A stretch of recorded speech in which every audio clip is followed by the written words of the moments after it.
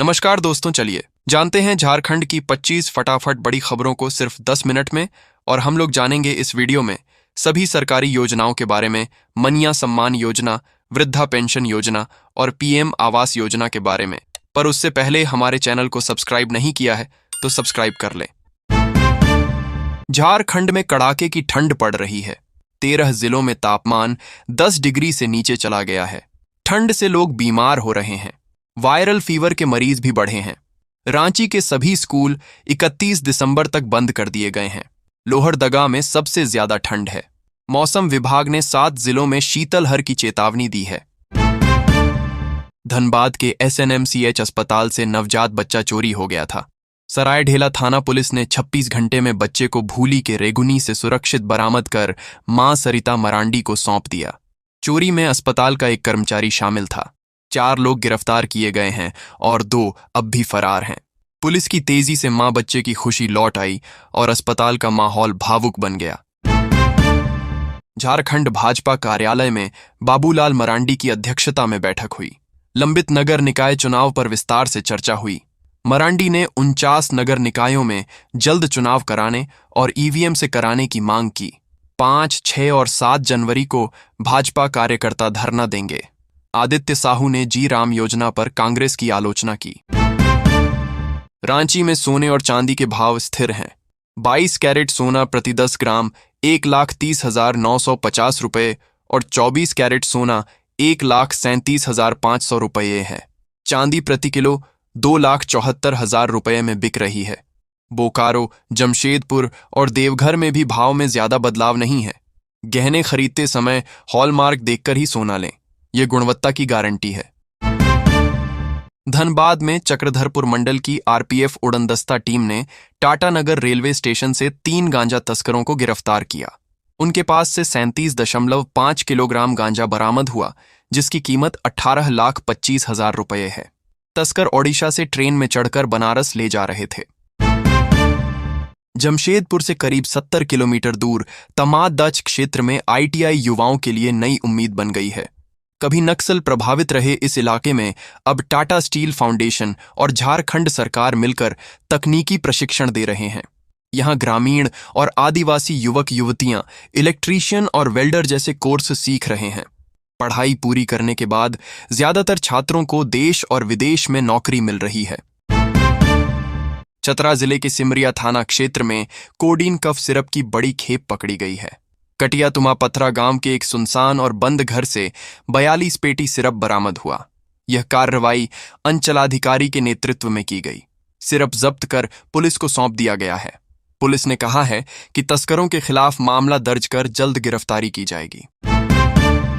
राष्ट्रपति द्रौपदी मुर्मू 3 दिन के झारखंड दौरे पर रांची पहुंची। वह जमशेदपुर, गुमला और रांची में अलग अलग कार्यक्रमों में शामिल होंगी। राष्ट्रपति संथाली ओल चिकी लिपि शताब्दी समारोह और NIT जमशेदपुर के दीक्षांत समारोह में भाग लेंगी। दौरे को लेकर रांची सहित कई जगहों पर कड़ी सुरक्षा और यातायात पाबंदियां लगाई गई हैं। धनबाद के SNMCH से नवजात चोरी मामले में पुलिस ने महिला सहित 4 आरोपियों को गिरफ्तार किया है। पैसे के लालच में अस्पताल कर्मियों की मदद से बच्चा चुराया गया।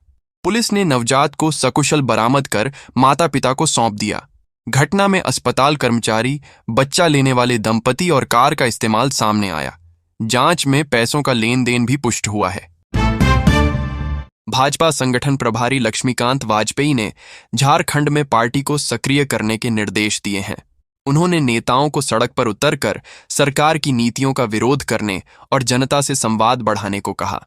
निकाय चुनाव के दबाव के लिए 5 से 7 जनवरी तक धरना होगा। जिलाध्यक्षों के चुनाव 10 दिनों में पूरे करने का निर्देश दिया गया। राष्ट्रपति द्रौपदी मुर्मू झारखंड दौरे पर जमशेदपुर के कर्णडीह पहुंची और औलचिकी शताब्दी समारोह में शामिल हुईं। उन्होंने संताली समेत सभी आदिवासी भाषाओं के संरक्षण पर जोर दिया। PVTG समुदाय के लिए आवास और विकास योजनाओं की जरूरत बताई और गांवों को गोद लेकर आदिवासियों को आगे बढ़ाने की अपील की। रांची में उन्नाव मामले के आरोपी भाजपा के पूर्व विधायक कुलदीप सेंगर को जमानत मिलने के खिलाफ विरोध प्रदर्शन हुआ। सोमवार को अल्बर्ट एक्का चौक पर महिलाओं, छात्राओं और सामाजिक संगठनों ने पोस्टर बैनर के साथ प्रदर्शन किया। प्रदर्शनकारियों ने कहा कि जमानत से महिलाओं के न्याय पर भरोसा टूटा है और अपराधियों को संरक्षण मिल रहा है।